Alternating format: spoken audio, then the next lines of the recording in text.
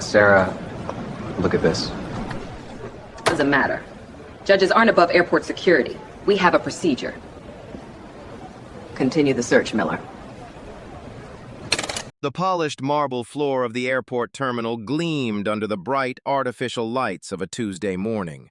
It was a cathedral of transient souls, a place of hellos and goodbyes, of hurried footsteps and the low, constant hum of anticipation. For Judge Evelyn Hayes, it was simply the sterile corridor that stood between her and the National Judicial Conference in Chicago.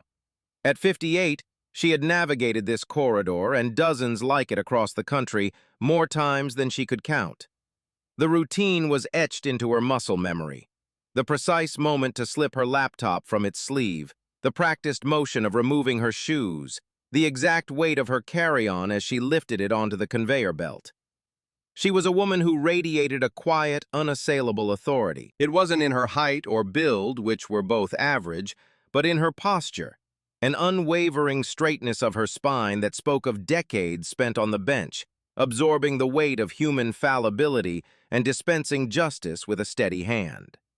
Her suit was a charcoal gray, impeccably tailored, its sharp lines a stark contrast to the casual travel wear of those around her. Her hair was styled in elegant silver-streaked locks gathered at the nape of her neck. She carried a leather briefcase that had been a gift from her husband upon her appointment to the federal bench 20 years prior. It was worn in the way that only expensive, well-loved things can be, its surface holding the ghost of 1,000 case files. As she moved through the security line, she was an island of calm in a river of mild anxiety. Other passengers fumbled with their belts and liquids, but Judge Hayes was efficient, organized, and serene. She offered a polite nod to the TSA agent directing traffic, her expression neutral. There was no reason for it to be otherwise. She was a law-abiding citizen, a federal judge, a woman traveling to a professional engagement. In her mind, she was already in Chicago, mentally reviewing the notes for the panel she was scheduled to moderate on constitutional law. But across the checkpoint, another mind was engaged in a very different kind of review. Officer Kevin Miller, 29 years old with a military-style haircut that was sharper than his powers of observation, watched her approach. Miller had been with the TSA for 5 years, a job he'd taken after a less than stellar stint in the Army. He wore his blue uniform like a suit of armor, believing it imbued him with a power and perception that he did not naturally possess. To him, the world was a simple place, divided into 2 categories: people who followed the rules and people who needed to be reminded of them. His method for sorting them was less about security protocols and more about a cocktail of gut feelings, ingrained biases, and a simmering resentment for a world that hadn't given him the respect he felt he was owed. He didn't see a federal judge. He didn't see the 20 years of jurisprudence in her steady gaze or the quiet dignity in her posture. He didn't register the quality of her suit or the soft leather of her briefcase. What Officer Miller saw, through the clouded lens of his prejudice, was a black woman who looked too confident, too well-dressed, too at ease in a space where he held all the power. In his limited worldview, her prosperity and her composure were not earned. They were a provocation, a silent challenge to his authority. He nudged his partner with his elbow, a man named Rick who was more interested in the sports scores on his phone than the passengers in front of him. "Get a load of this one," Miller muttered, his voice a low drawl of contempt. Rick glanced up, gave a non-committal shrug, and went back to his phone. But Miller's focus was now locked. He watched Judge Hayes place her belongings in the gray plastic bins. He watched her walk through the metal detector without a single beep. He watched her wait patiently on the other side. Everything was perfect. Everything was seamless. And to Officer Kevin Miller, that was the most suspicious thing of all. As Judge Hayes reached for her briefcase, Miller straightened up, a self-important smirk playing on his lips. He was about to perform his favorite part of the job, the random check. It was a beautiful, malleable tool, a shield of procedure behind which he could exercise his personal whims and prejudices with impunity. He strode forward, intentionally placing himself between the judge and her belongings. The air around them seemed to shift. the low hum of the airport suddenly charged with a new, unpleasant energy. Judge Hayes looked up, her expression shifting from serene neutrality to mild confusion. She had no idea that she had been singled out, not by a machine or a protocol, but by the crude, faulty wiring of one man's bias. She had no idea that her routine trip was about to be derailed, or that the man standing before her had just made a mistake that would unravel not only his career, but the corrupt system that had protected him for years. The storm was here. It had a name, a badge, and a profoundly misplaced sense of authority. "Ma'am," Officer Miller's voice cut through the ambient noise of the terminal. It was a word that could be delivered with respect, but from his lips, it dripped with a cloying, condescending familiarity. "I'm going to need you to step over here for additional screening." Judge Hayes paused, her hand hovering over her briefcase. She looked at Miller, then at the silent arch of the metal detector she had just passed through, and then back at him. Her mind, trained to process facts and identify inconsistencies, was already at work. "Is there a problem, officer?" she asked, her tone even and professional. "Did I set something off? Or is there an issue with my luggage on the scanner?" This was the first test. A simple, direct inquiry. Most passengers, flustered and intimidated, would simply comply without question. But Judge Hayes was not most passengers. Her questions were not born of anxiety, but of a demand for process. Miller's smirk tightened. He enjoyed this part, the initial resistance, the flicker of confusion in their eyes before they submitted to his authority. "We're conducting a random search, ma'am," he said, emphasizing the last word again. He gestured vaguely to a sterile, marked-off area to the side, a small purgatory of steel tables and uncomfortable plastic chairs. "Just routine. It won't take long." Judge Hayes's gaze swept across the checkpoint. She saw a dozen other passengers collecting their belongings, none of whom were being subjected to a random search. She saw a young man in a hoodie and ripped jeans breeze through.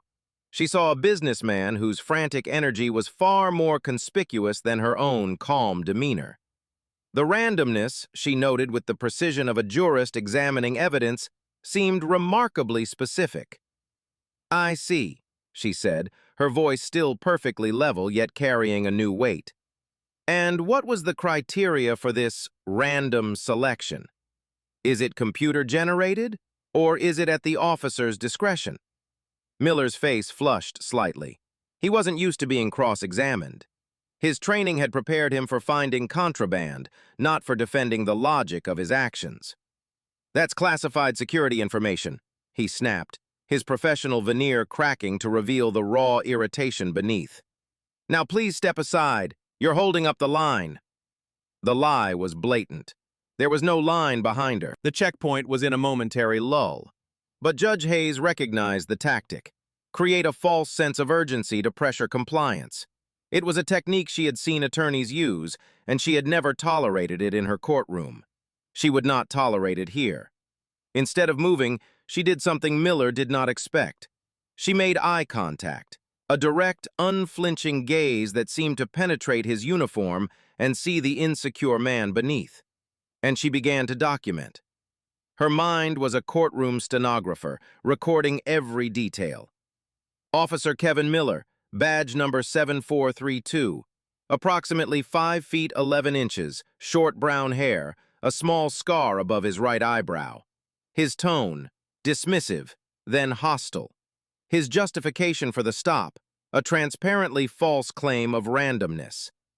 "I understand the need for security, officer," she said, her voice a study in calm authority.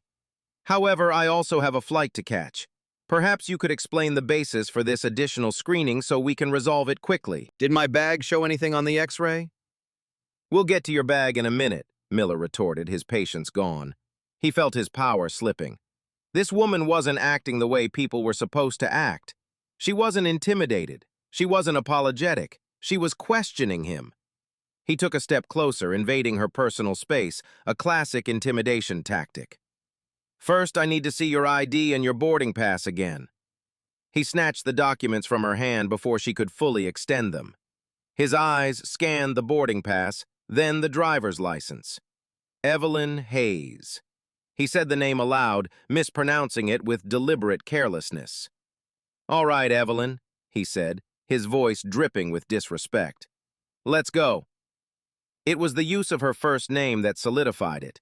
In that single, unprofessional utterance, Miller had stripped away the pretense of a security check and revealed the interaction for what it was, an exercise in petty humiliation. He was a man with a badge and a sliver of power, trying to diminish a woman who, for reasons his prejudice could not compute, appeared more powerful than him. Judge Hayes took a slow, deliberate breath. The anger was there, a cold, hard knot forming in her stomach. But decades on the bench had taught her to master her emotions, to convert the hot flash of indignation into the cold, clear flame of strategic thought. She knew that reacting with anger would be playing his game. She would not give him that satisfaction. Instead, she gave a slow, almost imperceptible nod. She would comply, for now. But as she walked toward the designated search area, her mind was no longer on her flight to Chicago. It was on motions, discovery, and the slow, methodical process of holding power to account. Officer Miller thought he was in control. He had no idea he had just become the subject of a federal investigation conducted by a party of one. He thought he was leading a difficult passenger to a screening table. In reality, he was escorting his own career to the executioner's block. The secondary screening area was a small, bleak stage set for institutional power plays. Judge Hayes placed her hands on the steel table as instructed, her expression a mask of detached compliance. Officer Miller, puffed up with the success of having forced her to move, retrieved a handheld detection wand. He wielded it not like a security tool, but like a scepter. "Arms out to the side," he commanded. "Feet apart." As Judge Hayes complied, she saw Miller signal to another officer. A woman with a severe blonde bob and a perpetual frown approached. Her name tag read, Jenkins. This was Supervisor Sarah Jenkins, a woman of 36 who had climbed to her minor position of authority by being more rigid, more cynical, and more by the book than anyone else. In her view, passengers were not people. They were potential threats to be processed. And complaints were not feedback. They were annoyances to be quashed. "Problem, Miller?" she asked, her voice sharp and impatient. "We got a traveler here who's a little argumentative," Miller said, making a show of waving the wand slowly over Judge Hayes's shoulders. "Needed a random check. She seems to think the rules don't apply to her." Jenkins's eyes, cold and blue, settled on Judge Hayes. It was a look of instant dismissal. She saw the same thing Miller had seen, a well-dressed black woman. But where Miller saw a challenge, Jenkins saw a type. In her experience, these were the ones who filed complaints. The best defense, in her opinion, was a strong offense. Show them who's in charge from the outset, and they usually back down. "All passengers are subject to additional screening at any time," Jenkins recited, the words sounding rote and lifeless. "It's for your own safety. If you cooperate, this will go much faster." "I am cooperating, Supervisor," Judge Hayes replied, her voice still impossibly calm. "I was merely asking for the basis of the selection, a question your officer was unable to answer. Is there a specific concern you can articulate?" This was a direct challenge to Jenkins's authority, and it landed like a stone in a still pond. She exchanged a look with Miller, a silent communication of mutual reinforcement. The passenger was questioning their process. Therefore, the passenger was the problem. "The only concern I have right now is your attitude," Jenkins snapped. "Now we're going to search your bag. That's the procedure." Miller finished the pointless pat-down, finding nothing. He then turned his attention to the leather briefcase on the table. This was the moment the encounter tipped from unprofessional harassment into something far more serious. He unlatched the clasps with a theatrical click and began pulling out its contents. First came a laptop, then a file folder filled with legal documents, their edges marked with handwritten notes. Then came a small, leather-bound portfolio. Miller picked it up and flipped it open with a proprietary air. His smug expression faltered. He froze, Inside, behind a clear plastic window, was a gold-embossed credential. It read, Judge Evelyn Hayes, United States District Court. Below the title was a formal, official photograph of the woman standing right in front of him. The color drained from Miller's face. His breath caught in his throat. In the space of a single second, the entire dynamic he had so carefully constructed had been obliterated. This wasn't just some argumentative traveler he could bully into submission. This was a federal judge. He had just subjected a member of the federal judiciary, a person who held the power to interpret the very laws he was supposed to enforce, to a humiliating and baseless search. He looked up at Judge Hayes, his eyes wide with a dawning panic. He then turned and shoved the portfolio into Jenkins's hand, his movements jerky and frantic. Sarah, look at this." Jenkins snatched the portfolio and her eyes fell upon the ID. For a brief moment, a flicker of alarm crossed her face. Any reasonable supervisor, any person with a functioning sense of self-preservation, would have recognized this as a sign to stop, to apologize profusely, to de-escalate immediately and pray the damage could be contained. But Sarah Jenkins was not a reasonable supervisor. Her primary instinct was not de-escalation. It was self-justification. To back down now would be to admit she and Miller had made a mistake. It would be an admission of wrongdoing in front of a subordinate and the passenger herself. Her pride, stubborn and powerful, overrode her judgment. She tossed the portfolio back on the table with a dismissive flick of her wrist. "Doesn't matter," she said, her voice artificially loud, performing for the other agents and the few passengers watching. "Judges aren't above the law, and they certainly aren't above airport security. We have a procedure to follow. Continue the search, Miller." It was a catastrophic miscalculation. It was a conscious decision to double down on an error, to escalate a confrontation out of pure ego. Judge Hayes watched this unfold, her expression unchanging, but inside, a switch had been flipped. This was no longer just about two rogue officers. This was about a supervisor actively endorsing and commanding a violation, even after being presented with clear evidence of their target's identity. Jenkins thought she was asserting her authority. What she was actually doing was handing Judge Evelyn Hayes a signed confession. She was transforming a simple harassment complaint into a slam-dunk federal lawsuit for abuse of power under color of law. The judge closed her eyes for a brief second, not in frustration, but in a moment of cold, clear focus. She had them, and she was going to let them dig their own graves as deep as they possibly could. With the explicit command from his supervisor, a visibly shaken but newly emboldened Officer Miller turned his attention back to the contents of the briefcase. The initial shock of discovering Judge Hayes's identity had been overridden by Jenkins's display of defiance. If his boss wasn't scared, why should he be? He adopted a new, more aggressive air of diligence, as if to prove that he was unfazed by the credential he had just seen. He was no longer just searching, he was making a point. He picked up the thick file folder of legal documents. "What's all this?" he asked, his tone accusatory, as if carrying papers were a suspicious act. "Those are confidential court documents," Judge Hayes stated, her voice taking on a sharp, clear edge of warning. "They pertain to active federal cases. They are protected by judicial privilege." The words confidential and privilege meant nothing to Miller. To him, they sounded like more legal jargon from a woman trying to get out of a search. He opened the folder and began leafing through the pages. Judge Hayes watched as his eyes scanned over sensitive case notes, witness statements, and her own handwritten drafts of upcoming rulings.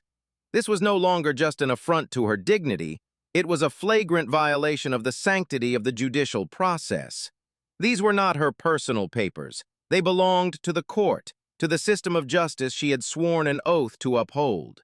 An untrained, unauthorized security officer was casually browsing through materials that even the lawyers involved in the cases could only access through formal legal channels. "Officer," Judge Hayes said, her voice now dangerously quiet, "you are currently in violation of federal law. You do not have the authority to read those documents. Put them down, now!" Jenkins, who had been watching from a few feet away, stepped forward. "We have the authority to inspect all items for security threats," she declared, once again reciting a line from a manual without understanding its context or limitations. "Words on a page aren't a threat. That is a fundamental misunderstanding of your role and the law," Judge Hayes countered, looking directly at Jenkins. "Those documents contain sealed information. Your actions could compromise ongoing federal investigations. This is not a matter of airport security. It is a matter of judicial security and constitutional privilege." The supervisor hesitated. The judge's certainty, the precision of her language, finally seemed to penetrate Jenkins's armor of bureaucratic stubbornness. She could see the other passengers starting to stare, some pulling out their phones. The optics of two TSA agents rifling through a judge's confidential case files were, to put it mildly, terrible. "All right, Miller, just check for any hidden items," Jenkins conceded, trying to save face. "Don't read it, just fan the pages." But the damage was done. Miller had already read several passages, his lips moving slightly as he did so. The line had been crossed. This incident had metastasized from a case of racial profiling into a potential constitutional crisis. Judge Hayes made a precise mental note of the time. 8:42 a.m. She cataloged the specific documents Miller had touched. The draft ruling in United States v. O'Malley, the sealed witness protection order in the Reyes cartel case. Each detail was another nail in their professional coffins. Miller, following his supervisor's belated and inadequate instruction, finished with the papers and turned to the laptop. "I need you to power this on," he demanded. "For what purpose?" Judge Hayes asked. "To ensure it's a functioning device and not a housing for explosives," Jenkins answered from the side, the textbook response. Judge Hayes complied, her movements slow and deliberate.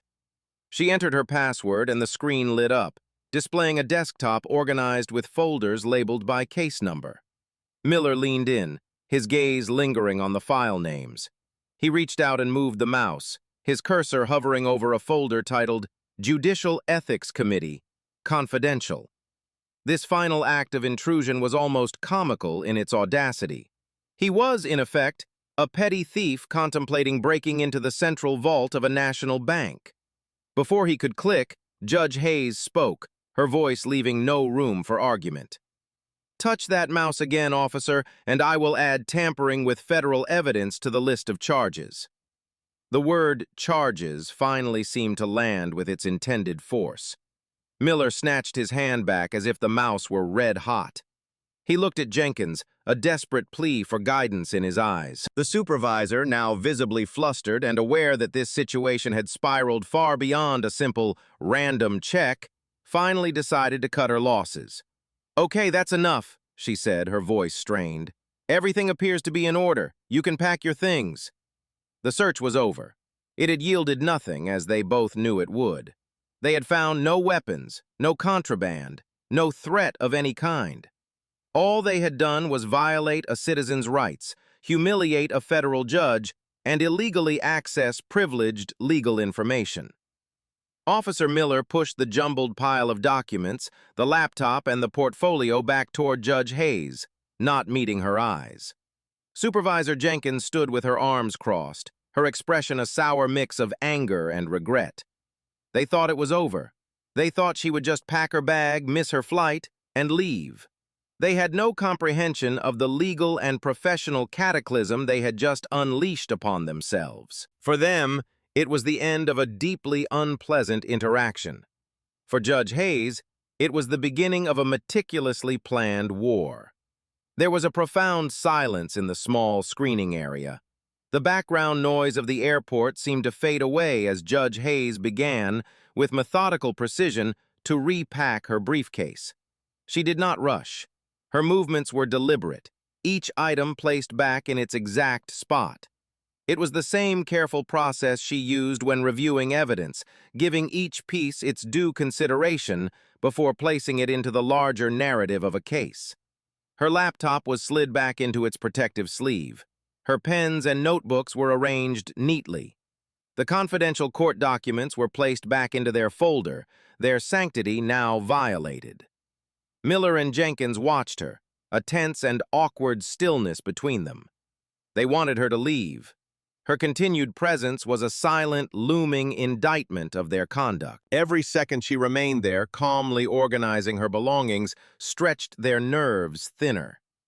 "You're free to go, ma'am," Jenkins said, her voice tight. It was not an apology. It was a dismissal, an attempt to reclaim the final word. Judge Hayes finished packing and closed the latches on her briefcase. The sharp clicks echoed in the quiet space. She straightened up, her full attention now fixed on the two officers. She was no longer a passenger. She was the court. "I will need both of your full names and badge numbers again for my report," she said. Her voice was not loud, but it carried an undeniable weight that made both officers flinch. "We already showed you," Miller began to protest, but Jenkins shot him a look that silenced him instantly. The time for bluster was over. They were now in the realm of official procedure, and this woman clearly knew it better than they did. "Officer Kevin Miller, badge 7432, he mumbled, staring at the floor. "Supervisor Sarah Jenkins, badge 4519, Jenkins said, her jaw tight. Judge Hayes pulled a small, leather-bound notebook and a fountain pen from her suit pocket. She wrote down the information slowly and clearly. The scratching of the nib on the paper was the only sound. "Thank you," she said, her eyes lifting to meet Jenkins. "Now I will require the name and contact information for your direct superior, the highest-ranking security official at this airport." Jenkins balked. "You can file a complaint through the normal channels. There's a website." "I am not asking for the website," Judge Hayes replied, her calm unwavering. "I am asking for a name. I am entitled to it, and you are required to provide it. We can either do this here and now, or we can wait for my attorney to subpoena your employment records. The latter will be far more unpleasant for everyone involved, I assure you." The mention of an attorney and the casual, certain way she spoke of subpoenas drained the last bit of defiance from the supervisor. The reality of her situation was crashing down on her. She had threatened and harassed a woman who wielded the U.S. legal code like a scalpel. She finally understood that she had brought a knife to a gunfight she didn't even know she was in. "David Cole," Jenkins said, the name tasting like ash in her mouth. "He's the TSA Federal Security Director for this airport." She reluctantly recited his office number, which Judge Hayes duly noted. "And finally," the judge continued, her gaze sweeping over the area, "I would like to confirm that this entire interaction, from the moment Officer Miller approached me, has been recorded by that security camera." She pointed a manicured finger toward a dark dome on the ceiling. Jenkins and Miller both glanced up at the camera as if seeing it for the first time. Their faces paled. Their entire unprofessional, biased, and legally dubious conduct had been captured on high-definition video. Their words, their actions, their expressions, all of it preserved as objective, irrefutable evidence. "Yes, all checkpoint areas are under surveillance," Jenkins confirmed, her voice barely a whisper. "Excellent," Judge Hayes said. It was the first time she had shown a hint of emotion, and it was the cold, satisfied finality of a predator marking its prey. She capped her pen and placed the notebook back in her pocket. Her briefcase was packed. Her ammunition was collected. She had their names, their numbers, their supervisor's contact, and confirmation of video evidence. She had everything she needed. She looked at her watch. Her flight had finished boarding 10 minutes ago. She had missed it. But as she turned to leave the screening area, a sense of grim satisfaction settled over her. Missing a flight was a minor inconvenience. The opportunity to dismantle a pocket of corruption and hold two arrogant abusers of power accountable? That was a public service. She walked away without a backward glance. She didn't need to see the looks of dread on their faces. She could feel their fear radiating behind her. They thought they had concluded a search. They had no idea they had just been served. As she walked through the terminal, she pulled out her phone. Her first call was not to the airline to rebook, but to a number she knew by heart. "Franklin," she said when the man answered. "It's Evelyn. I have a problem, and I'm going to need the best civil rights attorney I know to help me solve it." 3 hours later, Judge Evelyn Hayes was seated in a first-class window seat on a later flight to Chicago. The airline, after a brief but firm conversation, had been more than accommodating. The city of Charlotte receded below, a neat grid of lights and buildings shrinking into a map. But the judge was not looking out the window. The hum of the jet engines was a low, steady thrum, a perfect backdrop for the work she was about to do.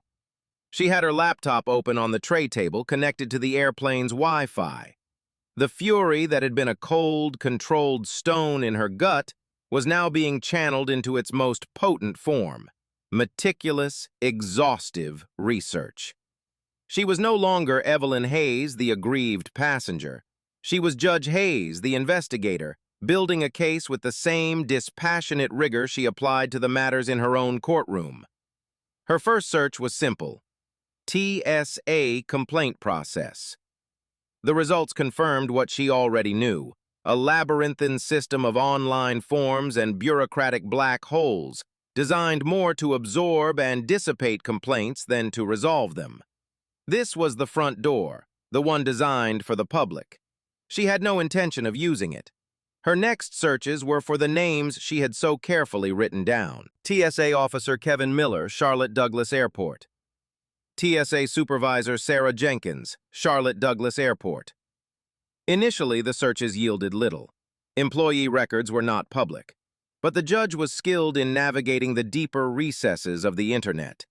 She cross-referenced names with public social media profiles, local news archives, and online forums where disgruntled travelers and former employees sometimes aired their grievances. It was digital archaeology, and she was an expert. It took less than 30 minutes to find the first breadcrumb: a post on a travel forum from 8 months ago. The anonymous writer detailed an unnervingly similar experience at the same airport. A well-dressed African-American man traveling for business pulled aside for a random search by an aggressive young officer. The post mentioned the officer's condescending tone and the arrival of a female supervisor who, instead of helping, escalated the situation. The details were too specific to be a coincidence. This led her down a new path. She refined her search terms: TSA racial profiling, Charlotte Airport. The results were more troubling. She found a handful of similar stories, scattered across different forums and dating back several years. A pattern began to emerge. The targets were almost always the same: minority professionals, people whose appearance of success seemed to trigger a specific, vindictive response from certain officers. Then she got her first major break: a local news article from 2 years prior about a lawsuit filed against the Charlotte Airport Authority. A prominent black surgeon claimed he was repeatedly harassed by TSA agents during his weekly commutes. The lawsuit was eventually dismissed on a technicality, but the article named the officers involved in one of the key incidents. One of the names was Sarah Jenkins. Judge Hayes felt a surge of cold adrenaline. This wasn't Jenkins's first time at this particular rodeo. She was a repeat offender.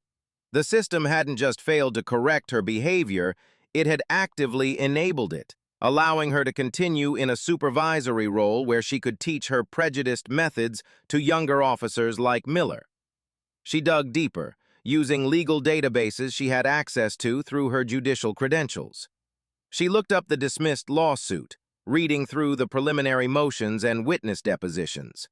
In one of the filings, the surgeon's lawyer had alleged a pattern of discriminatory searches and had tried to introduce evidence of other complaints filed against Jenkins. The judge in that case had ruled the evidence inadmissible, as it hadn't been proven to be a systemic issue. The airport, represented by a team of expensive lawyers, had successfully argued that each incident was an isolated case of procedural necessity. They had lied. Judge Hayes knew it with absolute certainty. What she was experiencing wasn't an isolated incident. It was a business model, a culture. The complaints were being buried, the patterns ignored, and the victims dismissed one by one. But this time they hadn't targeted a surgeon or a businessman who could be tied up in court for years. They had targeted a federal judge who had the knowledge, the network, and the unwavering will to burn that corrupt system to the ground.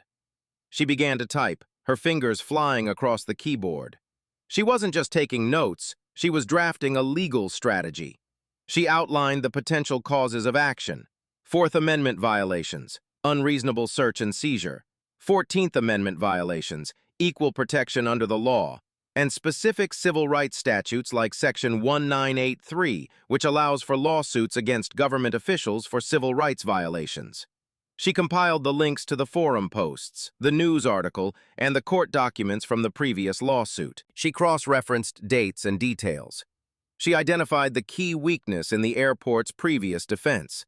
They had always managed to keep the incidents separate. Her case would be different. She would be the thread that tied all the other scattered incidents together. She would prove a pattern of behavior so clear and so undeniable that no judge could dismiss it. By the time the pilot announced their initial descent into Chicago, Judge Hayes had a fully formed battle plan. Her briefcase contained the initial evidence. Her laptop now held the beginnings of a legal brief that would dismantle the careers of Miller and Jenkins and expose the negligence of their superiors. She looked out the window at the sprawling city below. She had come here for a conference on the law. She now had a new, more urgent purpose: to deliver a masterclass in its application. Upon her return from Chicago 3 days later, Judge Hayes initiated the first, deceptively conventional step of her plan. She placed a formal, recorded call to the office of David Cole, the TSA Federal Security Director for the Charlotte Airport. She did not announce herself as a judge. She introduced herself as Evelyn Hayes, a passenger who had experienced a deeply troubling incident. She wanted to see how the system responded to a complaint from an ordinary citizen. The response was exactly what she had expected, and it was damning. She was first fielded by an administrative assistant who treated her call with the weary indifference of someone swatting away a fly. After insisting, she was finally transferred to Cole himself. David Cole, a career bureaucrat in his late 40s, had a voice that was smooth, placating, and utterly devoid of genuine concern. It was the voice of a man whose primary job was not to solve problems, but to manage public relations. "Ms. Hayes, thank you for calling," he began, his tone oozing a practiced sincerity. "I've received a preliminary flag about your interaction, and I want to assure you that we take all passenger feedback very seriously." "I am not calling to provide feedback, Mr. Cole," Judge Hayes stated, her voice crisp and clear over the phone. "I am calling to report a case of unwarranted harassment, racial profiling, and a serious breach of legal privilege by 2 of your officers, Kevin Miller and Sarah Jenkins." There was a slight pause on the other end of the line. Cole's smooth facade didn't crack, but she could sense him shifting into a different mode, from placation to damage control. "Those are very strong accusations, Ms. Hayes," he said, a note of caution in his voice. "Our officers are trained professionals. Supervisor Jenkins has an exemplary record. Are you certain you aren't misinterpreting a standard security procedure? Sometimes they can feel a bit invasive." Exemplary record. The lie was so bald-faced, so easily disproven, that Judge Hayes almost smiled. He was already building his defensive wall. He was protecting his people. "Mr. Cole," she continued, "your officer could not articulate a single legitimate reason for the stop. Your supervisor, after being made aware of my professional status and the confidential nature of my legal documents, explicitly ordered the search to continue. Your officers proceeded to read privileged case files related to ongoing federal matters. Are any of those actions part of what you consider a standard security procedure?" Another pause, this one longer. She had presented specific, actionable facts. Cole cleared his throat. "Well, of course, if that is what happened, it would be concerning. I will personally open an internal review. We will interview the officers and review the security footage. You can expect a follow-up from our team within 30 business days. 30 business days. A month. The classic bureaucratic stall. It was a timeline designed to let the complainant's anger cool, to let the momentum fade, to let the entire incident be swallowed by the slow, grinding gears of the administrative state. An internal review conducted by your own office is not an independent investigation, Mr. Cole," the judge pointed out. It is an exercise in managing liability.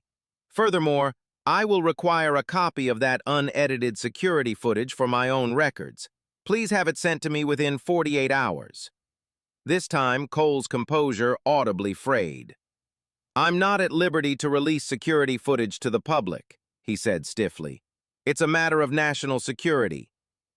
It is a matter of evidence, she countered, and I assure you I will obtain it, one way or another. Ms. Hayes, Cole said, his voice now taking on a paternalistic, condescending edge. I understand you're upset, but I think you'll find that our procedures are robust and our officers acted appropriately. We will conduct our review, and we will take appropriate action if warranted. Thank you for your call. And with that, he hung up. The call had ended. Judge Hayes sat in her home office, the phone still in her hand, a look of grim confirmation on her face. The experiment was a success. She had given the system a chance to police itself, and it had responded exactly as she'd predicted, with denial, deflection, delay, and dismissal. Cole had no intention of conducting a real investigation. His goal was to protect his subordinates and, by extension, himself. He was the administrator she had read about in the dismissed lawsuit, the man who made problems disappear. He was the institutional rot that allowed officers like Miller and Jenkins to flourish. He had treated her like any other citizen, someone to be managed, placated, and ultimately ignored. He had assumed she would be intimidated by his title and frustrated by his bureaucracy. He had no idea that his dismissive tone, his defense of his officers, and his refusal to release the video had just been entered into evidence against him. He wasn't just a witness to the problem anymore, he was a co-conspirator. Judge Hayes picked up the phone again. She dialed her attorney, Franklin Sterling. "Franklin," she said, "it's Evelyn. The initial contact with the airport director went as expected. He's stonewalling. He's protecting them. It's time to proceed. File the lawsuit. And Franklin," she added, a note of steel in her voice, "make sure you name David Cole as a defendant, personally, for deliberate indifference and negligent supervision." She was no longer just going after the soldiers. She was going after their commanding officer. The battle was about to be joined on a new front. Franklin Sterling was a man who seemed to have been carved from old oak and constitutional law. In his early 60s, with a mane of white hair and a voice that could command a courtroom with a mere whisper, he was one of the nation's most respected civil rights attorneys. He and Judge Hayes had known each other since their days at Harvard Law, their careers running on parallel tracks of public service and a shared, unyielding belief in the power of the law to bend the arc of the moral universe toward justice. When he had received her call from the airport, his response was immediate and unequivocal. "Whatever you need, Evelyn, we'll burn them to the ground." Now, sitting in his mahogany-paneled office overlooking the city, he reviewed the detailed memorandum Judge Hayes had prepared. It was, he thought with a wry smile, as thorough as any brief submitted by a top-tier law firm. It had a timeline of events, a list of witnesses, legal precedents, and a summary of the evidence she had uncovered during her flight. "He hung up on you?" Franklin asked, his eyebrows raising in disbelief as she recounted her call with David Cole. The unmitigated gall! "It was the most valuable thing he could have done," Judge Hayes replied, sipping the tea his assistant had brought. "He confirmed the institutional mindset. It's not a case of two bad apples. The barrel is rotten." "And David Cole is the Cooper," Franklin finished, a grim look on his face. "I know his type. Been fighting them my whole career. They think procedure is a shield. We're going to use it as a sword." For the next 4 hours, they worked. It was a masterclass in legal strategy.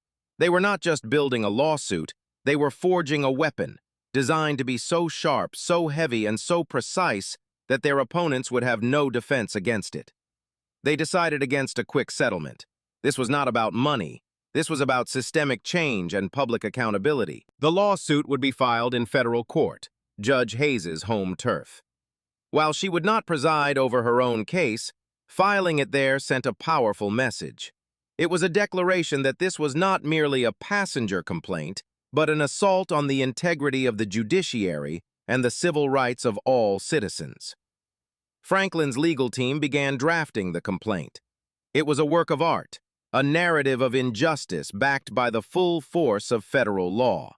It named Kevin Miller and Sarah Jenkins as defendants for their direct actions. It named David Cole for his deliberate indifference and for fostering a culture of impunity.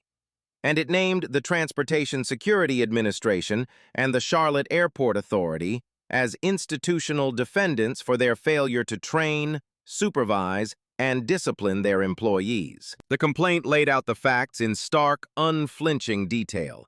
The baseless stop, the condescending language, the illegal search of privileged documents, the transparently false claim of randomness.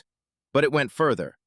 With the research Judge Hayes had provided, Franklin's team wove in the stories of the other victims, the surgeon, the businessman from the travel forum, framing her experience not as a singular event, but as the latest and most egregious example in a long-standing pattern of discriminatory conduct. "We need that video, Evelyn," Franklin stated, pacing in front of his large desk. "Cole will fight tooth and nail to keep it under wraps, citing national security. We'll file an immediate motion to compel." "He'll try to get it classified," Judge Hayes predicted. "And a federal judge will unclassify it in 5 minutes once we explain what's on it," Franklin countered with a confident grin. The image of TSA agents reading a judge's confidential notes? No judge in this country will let them hide that. It's an attack on the entire institution. They also planned the media strategy. They would not leak the story to a random blogger. They would give it as an exclusive to a Pulitzer Prize-winning investigative journalist at a major national newspaper known for its deep dives into government misconduct. The story would not be about an angry passenger.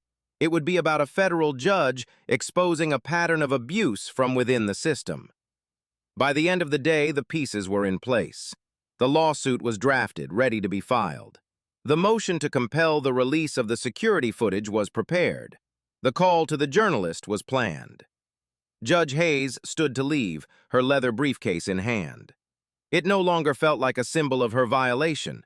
It felt like the repository of the evidence that would secure her victory. "They thought you were just another target, Evelyn," Franklin said, walking her to the door. "They had no idea they were targeting the system itself, embodied in one very determined woman." "They picked the wrong woman on the wrong day," Judge Hayes said, a hard glint in her eyes. "They wanted to teach me a lesson about my place. Well, school is in session, and I am the one who will be doing the teaching." The lawsuit was filed the next morning. The weapon had been forged. Now, it was time to strike. The filing of a federal lawsuit is often like dropping a stone into a deep pond. The ripples spread slowly. But the lawsuit Hayes v. Transportation Security Administration et al. Was not a stone. It was a boulder, and it landed with the force of a tidal wave. Within hours of the electronic filing, Franklin Sterling made his planned call to the investigative journalist. The story broke the next morning on the front page of one of the nation's most respected newspapers. The headline was explosive. "Federal Judge Sues TSA, Alleging Racial Profiling and Abuse of Power." The article was a masterful piece of journalism, laying out Judge Hayes' ordeal in damning detail, but also contextualizing it with the previous complaints and the clear pattern of targeting minority professionals. The story didn't just report the news, it framed the national conversation. The effect was instantaneous and overwhelming. The story was picked up by every major news network. Cable news channels ran segments all day, showing professional photographs of Judge Hayes in her judicial robes, contrasted with stock footage of impersonal TSA checkpoints. Legal experts were brought on to explain the gravity of searching a judge's confidential case files. The optics were a catastrophe for the TSA. Inside the U.S. Department of Justice in Washington, D.C., the lawsuit and the ensuing media firestorm set off alarm bells. This was no longer a matter for the TSA's Internal Affairs Department. A sitting federal judge was making a credible accusation of a conspiracy to violate civil rights under color of law. That was the express jurisdiction of the DOJ's Civil Rights Division. The Attorney General was briefed. The decision was swift. A formal investigation was opened, not just into the incident with Judge Hayes, but into the entire Charlotte TSA operation. The case was assigned to a team of the division's sharpest investigators. Meanwhile, back in Charlotte, David Cole found himself in a nightmare of his own making. His phone rang incessantly with calls from TSA headquarters and furious journalists. His dismissive conversation with Judge Hayes was now seen in a new light. It wasn't just poor customer service, it was potential evidence of a cover-up. He was ordered to preserve all records, all emails, and all footage related to the incident. His attempt to stonewall had failed spectacularly. The federal hammer had fallen. The DOJ's first move was to back Franklin Sterling's motion to compel the release of the security footage. Faced with a request from not just a plaintiff's attorney, but the Department of Justice itself, the airport's lawyers folded instantly. The unedited, high-definition video from multiple angles was turned over. It was even worse than Judge Hayes had described. The video showed with cold, objective clarity the near-empty security line. It showed Miller watching her with an unnerving focus. It captured his condescending smirk, Jenkins's dismissive wave of her hand, and most damningly, the exact moment Miller picked up her judicial ID, showed it to Jenkins, and was then ordered to continue the search. The camera zoomed in close enough to see Miller's lips moving as he read her confidential documents. There was no ambiguity, no room for interpretation. It was a perfect recording of a constitutional violation. But the DOJ investigators didn't stop there. They obtained warrants for the work-issued cell phones of Miller and Jenkins. What they found transformed the case from a serious civil rights violation into a criminal conspiracy.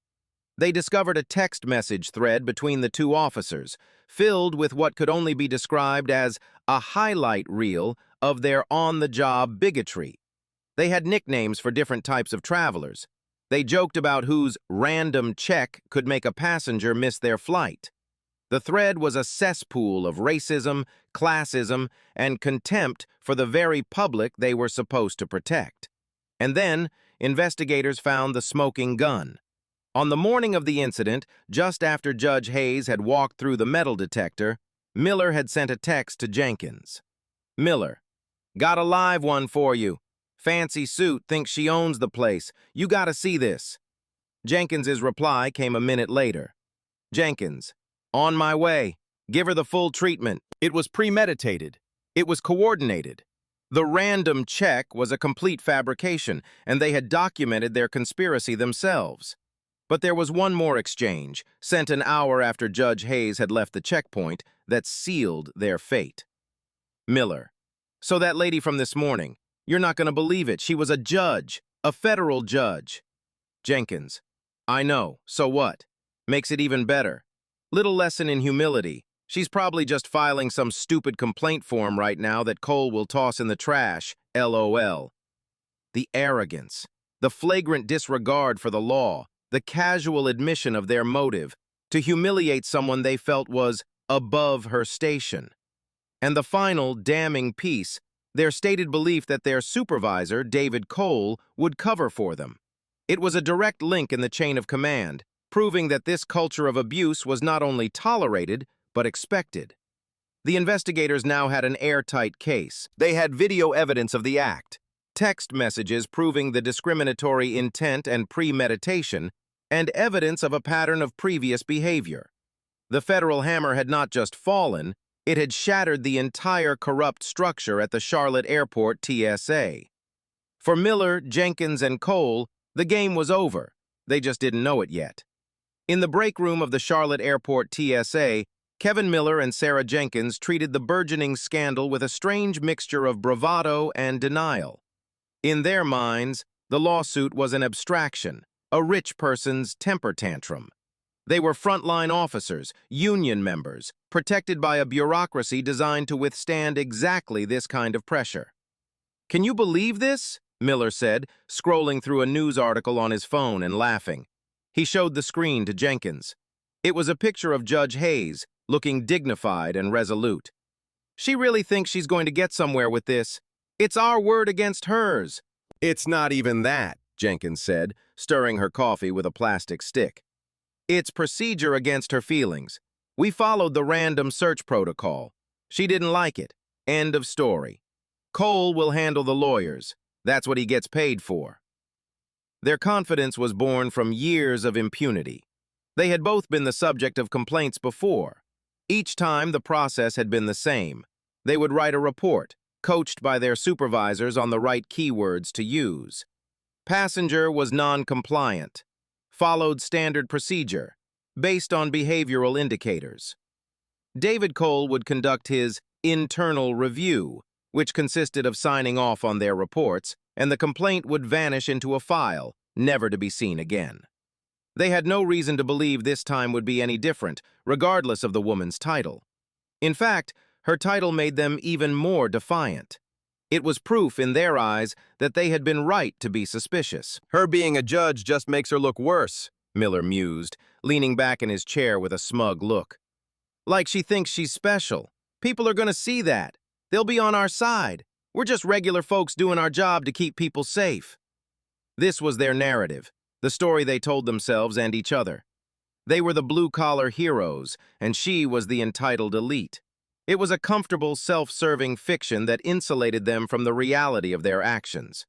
They saw the news coverage not as a sign of their impending doom, but as a temporary and unfair period of scrutiny. They felt put upon, misunderstood. They were the real victims here. Their colleagues were divided. Some gave them wide berth, sensing the toxicity radiating from them. Others, who shared their cynical worldview, slapped them on the back, offering words of support. "Don't let her get to you," one older agent told them. "These lawyers are all the same. "Stick to your story and this will all blow over." This echo chamber of support solidified their delusion. They even started to enjoy the notoriety in a perverse way. They felt like warriors, standing firm against a powerful enemy. They began to embellish the story to their sympathetic co-workers, painting Judge Hayes as verbally abusive and unhinged. The first official notice they received was an email from David Cole, informing them of the lawsuit and the pending internal review. It was written in dry, bureaucratic language and ended with a line that they interpreted as a vote of confidence. "I have full faith that a review of the facts will vindicate the actions of our dedicated officers." "See?" Jenkins said, pointing at the screen in Cole's office. "He's got our backs. Always does." Cole, for his part, was playing a double game. To them, he projected calm control. To his own superiors in Washington, he was frantically trying to minimize the damage, unaware that the DOJ was already building a case that would implicate him directly. He advised Miller and Jenkins to lie low and not speak to the media, but he did nothing to prepare them for the legal firestorm that was coming. In his arrogance, he still believed he could manage the situation, that he could bury this problem the way he had buried all the others. The preliminary legal papers arrived a few days later.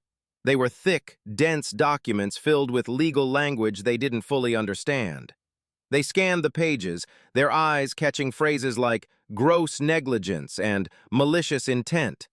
They scoffed. "It's just lawyer talk," Miller said, tossing the packet on the break room table. "They always use scary words. Means nothing." They were like two people standing on a beach, admiring a distant tidal wave, utterly convinced it was just an unusually large swell that would break harmlessly far from shore. They had no concept of the law as a force of nature, an unstoppable power that, once set in motion by the right hands, could sweep away everything in its path. Their arrogance was their shield, but it was a shield made of glass, and the Department of Justice was about to throw a brick. They laughed and joked, secure in their bubble of ignorance, completely oblivious to the fact that their professional lives were already over. The only thing left to be decided was how publicly and how humiliatingly they would end. The illusion of safety shattered a week later. It didn't happen with a dramatic confrontation, but with a quiet, formal request delivered by a courier from the U.S. Attorney's Office. Officer Kevin Miller and Supervisor Sarah Jenkins were ordered to report to the federal building downtown for a formal interview with investigators from the Department of Justice. They walked into the sterile government conference room with the same defiant swagger they wore in the airport break room. They had their stories straight. They had rehearsed it. They were the diligent security officers, and she was the difficult passenger. But the two people waiting for them were not like the disgruntled travelers or meek internal affairs investigators they were used to. They were a man and a woman from the DOJ's Civil Rights Division. They didn't introduce themselves as investigators, they introduced themselves as trial attorneys. Their suits were sharper, their eyes were colder, and they radiated an aura of intellectual ruthlessness that Miller and Jenkins had never encountered before.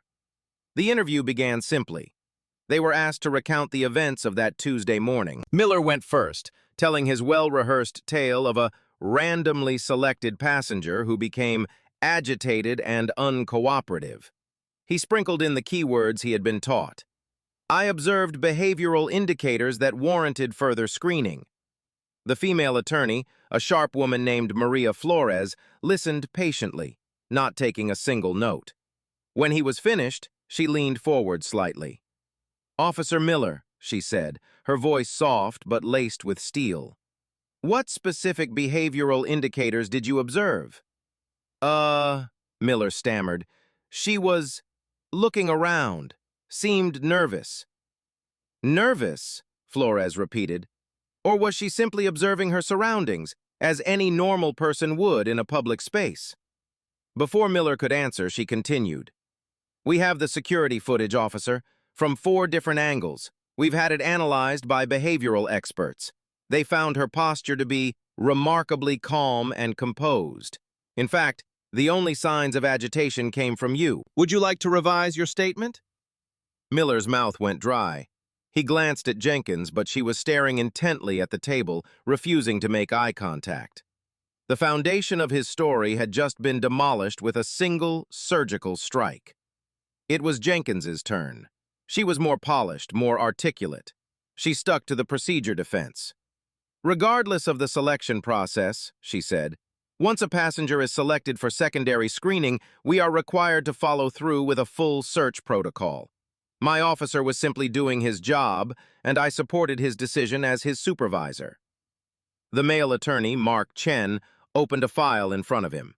And is it part of that protocol to read a passenger's confidential legal documents, even after being informed they are privileged material related to active federal cases? My officer was not reading them, Jenkins said, her voice tight. He was inspecting them for security threats, as he is trained to do. Is that so? Chen said, his voice dangerously calm. He slid a glossy, high-resolution photograph across the table. It was a still frame from the security footage. It showed Miller's face, zoomed in, his eyes clearly focused on the text of a document, his lips slightly parted as if reading to himself. Because this image, timed and dated, suggests otherwise. And the lip-reading expert we consulted confirms he is sounding out the words from a draft ruling in United States v. O'Malley. Are you familiar with that case, Supervisor Jenkins? Because tampering with the files of a federal judge is a very serious offense. Jenkins stared at the photograph. The blood drained from her face. She felt a wave of nausea. This was beyond her comprehension. Lip-reading experts? Behavioral analysts? This wasn't an internal review, it was a federal prosecution. Then Flores produced another document. It was a printout of their text messages. She circled the first one from Miller. Got a live one for you. Fancy suit, thinks she owns the place. Officer Miller, Flores said, her voice dropping to an accusatory whisper. Does that sound like an objective security assessment to you? Or does it sound like you were targeting a woman based on her race and her appearance? She then turned to Jenkins and pointed to her reply. On my way. Give her the full treatment. And Supervisor Jenkins, Flores continued, does that sound like a supervisor ensuring proper procedure? Or does it sound like you were conspiring with your subordinate to harass a citizen? Especially when you followed it up later by texting that it was even better that she was a judge, and that you found it funny that she would be taught a lesson in humility. The room was utterly silent. The smug defiance had evaporated, replaced by a thick, suffocating dread. Miller and Jenkins stared at the printed copies of their own words. The casual bigotry and arrogance they had spewed in private now laid bare on a government table as Exhibit A in their own destruction. Their lies were useless. Their rehearsed stories were irrelevant. The evidence against them was absolute, objective, and overwhelming. Chen closed his file. "You have both been placed on unpaid administrative leave, effective immediately," he announced, his voice flat and final. "You are to turn in your badges and credentials. A federal grand jury will be convened to consider criminal charges against you for conspiracy to violate civil rights. I suggest you find yourselves very good lawyers." They stumbled out of the federal building an hour later, stripped of their badges and their arrogance. The sun seemed too bright, the city too loud. For the first time, they understood the terrifying gravity of their mistake. They hadn't just harassed a passenger. They had picked a fight with the full, crushing weight of the United States government. And they had just learned, in the most brutal way possible, that they were going to lose. The cracks in their world had not just begun to show. Their entire reality had been shattered. The weeks that followed were a disorienting free fall into a new reality. Miller and Jenkins, suspended without pay, found themselves isolated and ostracized. The colleagues who had once clapped them on the back now avoided their calls. The union representative offered lukewarm support, advising them to cooperate but making it clear that their case was toxic. The world they had known, with its clear rules and protective structures, had vanished. They hired lawyers, overworked, underwhelmed public defenders who looked at the mountain of evidence the DOJ had compiled and offered the only advice they could: plead for mercy. Criminal charges were not just possible, they were probable. Their text messages alone were enough to prove malicious intent. The video was irrefutable. David Cole was also suspended, his downfall swift and merciless. The DOJ investigation had uncovered his role in systematically burying complaints, and he was now facing his own set of charges for obstruction and making false statements to federal investigators. The man they had counted on to protect them was busy trying and failing to save himself. It was in this atmosphere of dread and uncertainty that another legal document arrived, this one separate from the impending criminal case. It was a summons, delivered by a court officer to each of their homes. It commanded them to appear as witnesses in a civil court proceeding, Washington v. Charlotte Airport Authority. Miller called Jenkins in a panic. "What is this? Who the hell is Washington?" "I don't know," Jenkins said, her voice frayed with stress. "My lawyer said it's probably related. Some other passenger who filed a suit after our case blew up. We're just being called to testify about security procedures. He said we have to go." Their lawyers had explained it as a procedural matter. This was not their trial. They were not the defendants. Another plaintiff, likely inspired by Judge Hayes's lawsuit, was suing the airport. The plaintiff's attorney wanted to put them on the stand to establish the pattern of misconduct that was now a matter of public record. It was a legal formality, a sideshow to their own much larger problems. This explanation, while legally sound, had a calming effect on them. It compartmentalized the threat. Their real fight, the criminal one, was down the road. This was just a bit of legal drudgery they had to endure. Their appearance was as witnesses, not as the primary targets. This crucial distinction allowed a sliver of their old arrogance to return. They wouldn't be on trial. They would be talking about someone else's case. "So we just go in, say we can't comment on an ongoing investigation, and that's it?" Miller asked, seeking reassurance. "Pretty much," Jenkins confirmed, trying to convince herself as much as him. "Plead the fifth if they ask about our case. It'll be annoying, but it's nothing. We'll be in and out in an hour." They had no idea who Washington was, and they didn't care enough to ask their lawyers for more details. Their focus was myopically fixed on the criminal charges looming over their own heads. This summons felt like a distraction, an administrative errand. And so, on a crisp autumn morning, Kevin Miller and Sarah Jenkins drove separately to the federal courthouse. It was the same building where they had been interrogated by the DOJ attorneys, a place that now held a deep sense of foreboding for them. But today, they felt a small measure of control. They were not walking into an interrogation room, they were walking into a public courtroom. They were witnesses. They had a role to play, a script to follow. They met outside the courtroom, their faces drawn and pale. They were dressed in ill-fitting suits they had bought for the occasion, a far cry from the crisp, authoritative uniforms they used to wear. They looked like what they were, disgraced former federal employees, adrift in a legal system they had once naively believed they were a part of. "You ready for this?" Miller asked, tugging at his collar. "Let's just get it over with," Jenkins muttered, her arms crossed tightly against her chest. They checked the docket posted outside the door. Case 223C V00781, Washington v. Charlotte Airport Authority et al. Courtroom 4B. Presiding, Judge Evelyn Hayes. The name hit them like a physical blow. They both froze, staring at the printed name on the paper. Judge Evelyn Hayes. Miller's blood ran cold. "No, that's not possible," he whispered, his voice trembling. She can't be the judge in a case we're witnesses in. That's a conflict of interest. It's not allowed." "Maybe it's a different Judge Hayes," Jenkins said, her voice betraying a desperate hope. "It's a common name, right?" But they knew. Deep in their gut, they knew. The cold dread returned, 10 times stronger than before. Their lawyers had told them this was a separate case, and it was. They had told them they were witnesses, and they were. But no one had thought to check the name of the presiding judge on a seemingly unrelated civil rights lawsuit that had been filed months ago and was only now having its first preliminary hearing. They were not being summoned to a sideshow. They were being summoned to a reckoning. They had been called to testify in the courtroom of the very woman they had humiliated, the woman whose life they had upended. She would not be the plaintiff. She would not be a witness.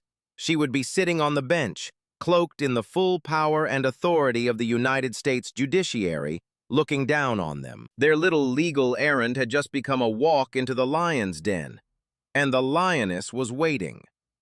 The hallway of the federal courthouse was a long, silent tunnel. The marble floors that had once seemed grand now felt cold and menacing. Each step Kevin Miller and Sarah Jenkins took toward courtroom 4B echoed with a finality they could not comprehend. The name on the docket, Judge Evelyn Hayes, had short-circuited their brains. They were operating on a mixture of pure adrenaline and paralyzing fear. "Our lawyers have to know about this," Miller hissed, his eyes darting around as if looking for an escape route. "They have to do something, file a motion, a recusal, something." "What are you going to say?" Jenkins shot back, her voice a ragged whisper. "Your Honor, we can't testify in this courtroom because we criminally violated your civil rights a few weeks ago. Use your head, Kevin. We're trapped." She was right. There was no legal basis for them to object. Judge Hayes was not presiding over their case. She was presiding over a different plaintiff's case against their former employer. Their role was that of witnesses with relevant knowledge of the defendant's practices. On paper, it was all perfectly legal, a coincidence of scheduling and judicial assignment. But to Miller and Jenkins, it felt like a trap, meticulously designed and sprung with terrifying precision. It felt like an execution. They reached the heavy wooden doors of courtroom 4B. For a moment, they just stood there, paralyzed. Pushing open that door felt like stepping off a cliff. Every instinct screamed at them to turn and run. But where would they go? Failure to appear as a witness would mean a bench warrant for their arrest. They were caught between the certainty of a lesser punishment now and the abstract terror of what lay behind that door. Jenkins, her face a pale, determined mask, pushed the door open. The courtroom was exactly as they had imagined. A cavernous space of dark wood, towering columns, and solemn flags. The air was thick with a silence that felt ancient and sacred. Lawyers in dark suits were murmuring at the plaintiff and defense tables. A court reporter sat impassively at her machine. In the gallery, a few spectators and journalists sat scattered among the benches. And above it all, at the far end of the room, was the bench. It was massive, an altar of justice. And it was empty.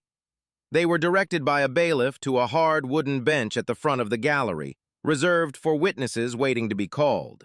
They sat down, their movements stiff and robotic. They stared at the empty judge's chair, a leather monolith sitting beneath the Great Seal of the United States. Every tick of the clock on the wall sounded like a hammer blow. Miller's leg began to bounce uncontrollably. He kept wiping his sweaty palms on his cheap suit trousers. Jenkins sat ramrod straight, her hands clenched into white-knuckled fists in her lap. They didn't speak. There was nothing left to say. They were about to come face to face with the woman they had so casually and cruelly underestimated. They had seen her as a target, an object for their petty power games. They had stripped her of her dignity, condescended to her, and laughed about it in private. Now, they were in her world. This was her domain. Here, her word was law. The uniform and badge that had given them their fleeting, illusory power were gone. Here, they were nothing. They were just two disgraced former officers waiting to be judged by the woman they had wronged. The minutes stretched into an eternity. The low murmur of the courtroom was a constant torment. They imagined her walking out from the chambers behind the bench. They tried to picture her face. Would it be angry? Triumphant? Or worse, would it be cold, impassive, and professional? The face of a judge who saw them as nothing more than another piece of evidence in a long, tedious day. Then, a sharp rap of a gavel broke the silence. The bailiff's voice boomed through the room. "All rise!" Instinctively, they scrambled to their feet along with everyone else. A door behind the bench opened. A figure in a flowing black robe emerged and walked with measured, confident steps toward the great chair. Miller and Jenkins held their breath. Their hearts hammered against their ribs. The figure ascended the 2 steps to the dais, turned, and sat. It was her. Judge Evelyn Hayes settled into her chair, the black robes draping around her like wings. She took a moment to survey the courtroom, her gaze sweeping over the lawyers, the court staff, and the gallery. Her expression was one of calm, judicial authority. There was no flicker of recognition, no hint of personal animosity. She was a picture of perfect impartiality. But when her eyes, for a fraction of a second, passed over the witness bench where Kevin Miller and Sarah Jenkins stood frozen, a current of pure, unadulterated shock seemed to arc across the room.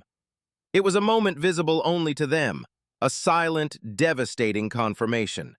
Their worst fears, their most paranoid nightmare, had just materialized in front of them. Miller felt as if all the air had been sucked from his lungs. His vision tunneled until the only thing he could see was her face, serene and powerful, looking down from a height that seemed 1,000 feet away. The break room bully, the man who had reveled in his small power, was reduced to a terrified child in the presence of an absolute authority. His mind went blank. All the rehearsed lines, all the legal advice from his public defender, it all vanished in a tidal wave of panic. Jenkins's reaction was different. It was not just fear, it was a profound, soul-crushing humiliation. The entire power dynamic of their original encounter had been inverted with a terrifying symmetry. At the airport, she had been the one in charge, the supervisor who held the power to detain, to search, to humiliate. She had looked down on Judge Hayes, dismissing her credentials and her rights with a wave of her hand. Now she was the one being looked down upon, a powerless figure in a forum where her authority meant less than nothing. The black robe was the ultimate uniform, the judge's bench the ultimate position of power. And she, Sarah Jenkins, was just a civilian in a cheap suit, waiting for her judgment. "You may be seated," Judge Hayes said, her voice clear and resonant, filling the cavernous room. The sound of her voice, so calm and professional, was more terrifying than any shout. It was the same voice she had used at the airport, but here, in this context, it was imbued with the full weight of the federal government. Everyone sat. The rustling of papers and the scraping of chairs sounded unnaturally loud. The lead attorney for the plaintiff, a man named Mr. Davies, rose to his feet. "Good morning, Your Honor," he began. We are here today on behalf of the plaintiff, Robert Washington, for a preliminary hearing in his suit against the Charlotte Airport Authority. We have subpoenaed two former TSA employees, Ms. Sarah Jenkins and Mr. Kevin Miller, to testify regarding their knowledge of screening procedures and complaint handling at the airport. Judge Hayes looked down at the documents on her bench. She appeared to be reading them for the first time. "Very well, Mr. Davies," she said. "Call your first witness." "We call Sarah Jenkins to the stand." Jenkins felt a jolt, as if from a cattle prod. Her legs felt like lead as she stood and walked the longest 10 yards of her life to the witness stand. The bailiff administered the oath, and she swore to tell the truth, the whole truth, and nothing but the truth, her voice a reedy, unfamiliar croak. She sat in the witness chair, which was positioned directly facing the judge's bench. She was forced to look up at Judge Hayes, and for the first time the judge looked directly at her. Again, there was no malice in her eyes. There was something far worse, a complete and total lack of emotion. It was the dispassionate gaze of a surgeon examining a diseased tissue sample under a microscope. Mr. Davies began his questioning, asking about her tenure, her duties as a supervisor, her knowledge of the complaint process. Jenkins answered in clipped, monosyllabic responses. Her mind was racing. This had to be a setup. The plaintiff, Washington, must have been one of the others, the surgeon, maybe. His lawyer was in on it, coordinating with Judge Hayes to orchestrate this public shaming. And then, the true genius of the situation dawned on her. Judge Hayes didn't need to do anything. She didn't need to be biased. She didn't need to ask a single unfair question. Her mere presence was the entire judgment. Their credibility as witnesses in any case, let alone a civil rights case against their former employer, was utterly destroyed the moment the jury pool, the lawyers, and the journalists in the room made the connection. And they would make the connection. The story had been national news. The lawyer for the airport authority, a slick corporate attorney, seemed to be the last to understand. During his cross-examination, he tried to get Jenkins to testify that the airport's procedures were fair and unbiased. "Supervisor Jenkins," he asked, "in your 10 years of experience, would you say that passenger selection for secondary screening was conducted without regard to race or appearance?" Jenkins froze. It was a softball question she was supposed to knock out of the park. But how could she answer? If she said yes, she would be perjuring herself in front of a woman who was the living, breathing embodiment of the lie. The journalists in the gallery were scribbling furiously. They were starting to connect the dots. She looked to Judge Hayes, a desperate, silent plea in her eyes. But the judge's face was a stone mask. There was no help for her here. There was only the law. Sarah Jenkins, the woman who had sneered that judges weren't above the law, was about to be devoured by it. She opened her mouth to answer, but no words came out. The trap had been sprung, and she was caught, helpless and exposed, in the cold, clear light of justice. The silence in the courtroom stretched for a full 10 seconds. It was a thick, suffocating blanket of tension. Sarah Jenkins sat on the witness stand, her mouth agape, utterly incapable of answering the question. The airport's attorney, seeing his own case imploding before his eyes, quickly withdrew the question, but the damage was irreparable. The unspoken truth hung in the air, more powerful than any testimony. The witness was a proven racial profiler, and the judge on the bench was her most famous victim. It was in that moment that a journalist in the back of the gallery, a young reporter from a local news station, made the connection. His eyes widened, and he began typing frantically into his phone. Within minutes, the first tweet appeared. "Incredible scene at federal court. Disgraced TSA officers from Judge Hayes' profiling case are testifying as witnesses in front of Judge Hayes herself in a separate civil rights case." The story exploded online. The courtroom drama was no longer a dry preliminary hearing. It was a blockbuster event. Judge Hayes, with flawless judicial temperament, continued the proceedings as if nothing were out of the ordinary. She allowed both sides to question Jenkins, and then Miller, whose testimony was an even more pathetic spectacle of mumbled, "I don't recall," and "I invoke my Fifth Amendment right." They were destroyed. Their value as witnesses for the airport was not just zero, it was a massive liability. Any jury would see them and immediately assume the entire organization was corrupt. By the end of the day, the airport authorities' legal team was in full-blown panic mode. The public relations fallout was apocalyptic. The story was everywhere, framed as a moment of supreme, almost poetic justice. Judge Hayes was lauded for her incredible composure and professionalism, presiding over a case involving her own tormentors without betraying a hint of bias. That very impartiality made the judgment against Miller and Jenkins even more damning. Behind the scenes, the airport authorities' lawyers called Franklin Sterling. The conversation was brief. Their position was untenable. Defending their practices in court, with Miller and Jenkins as the face of those practices, was suicide. They wanted to settle Judge Hayes' lawsuit immediately. Franklin, advised by Judge Hayes, played hardball. This was no longer just about financial compensation. This was about forcing concrete, systemic change. The settlement negotiations were not a negotiation at all. They were a surrender. The final agreement was historic.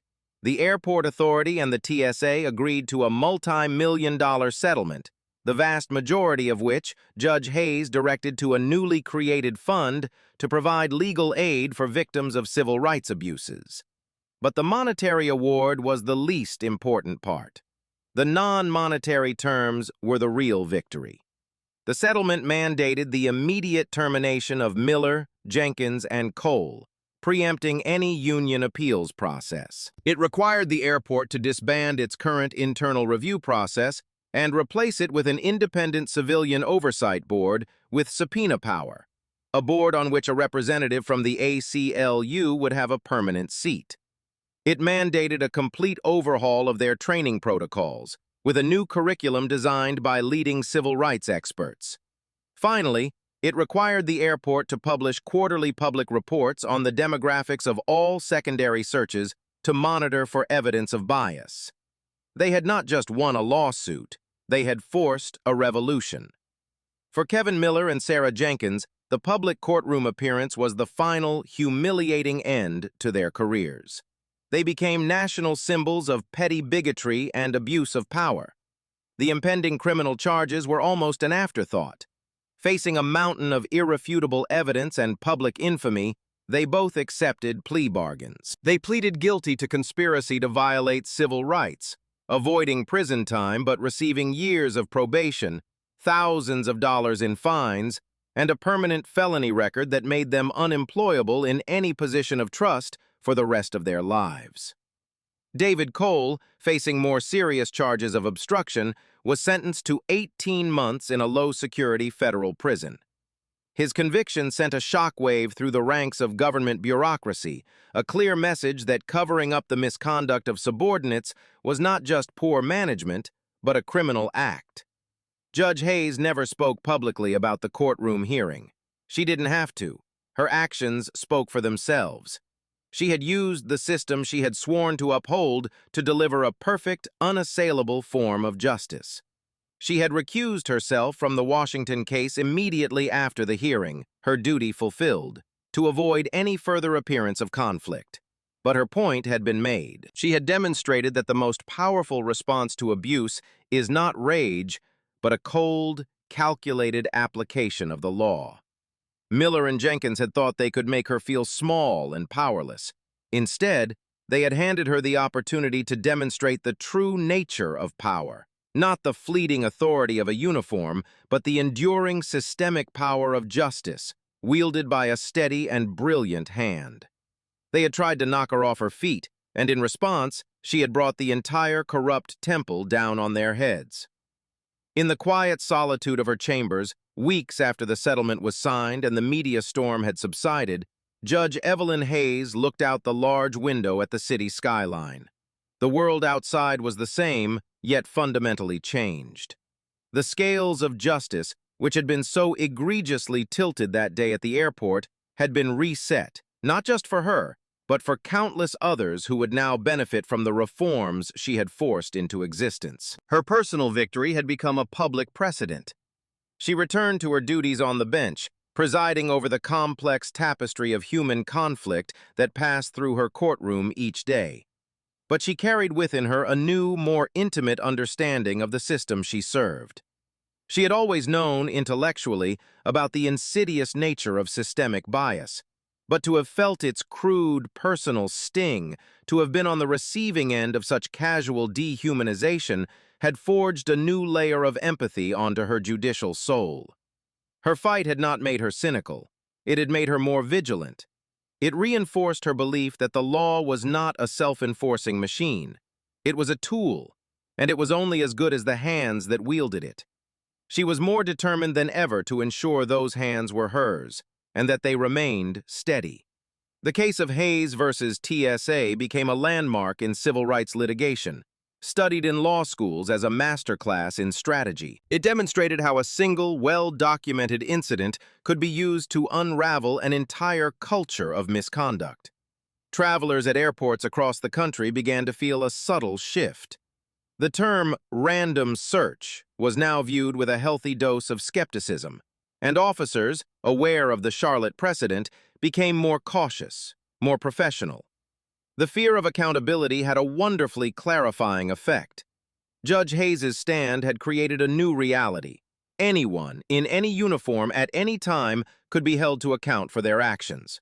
Her personal ordeal had concluded, but its lessons resonated deeply, offering a profound reflection on the nature of power, prejudice, and the quiet courage required to confront them.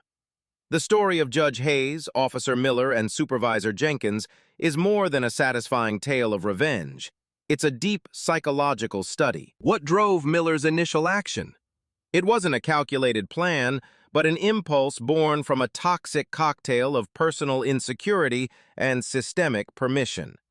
In his world, a man in a uniform held a certain power, and that power felt threatened by the sight of a black woman who carried herself with an authority he could never hope to possess. His act of profiling was an attempt to reassert a fragile dominance. Jenkins's sin was arguably greater. Hers was not an act of impulse, but of pride. Backing down would have meant admitting her subordinate, and by extension, her own judgment, was wrong. So she doubled down, choosing to defend the indefensible rather than lose face. Their downfall was rooted not just in prejudice, but in the profound arrogance of those who believe the system will always protect them. Could this have gone differently? Absolutely. What if Judge Hayes had lost her temper at the airport? They would have labeled her as the angry black woman, using her justified frustration to validate their harassment.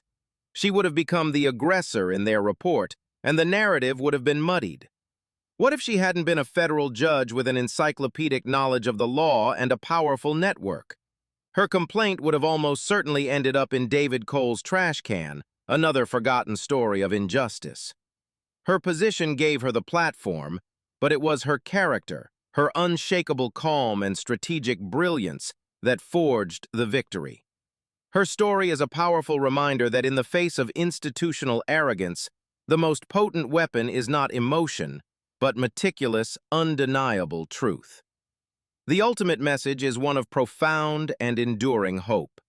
It teaches us that while prejudice and abuse of power exist, they are not invincible. They are brittle structures, built on lies and insecurity that can be shattered by a single individual who is brave enough, smart enough, and determined enough to stand against them.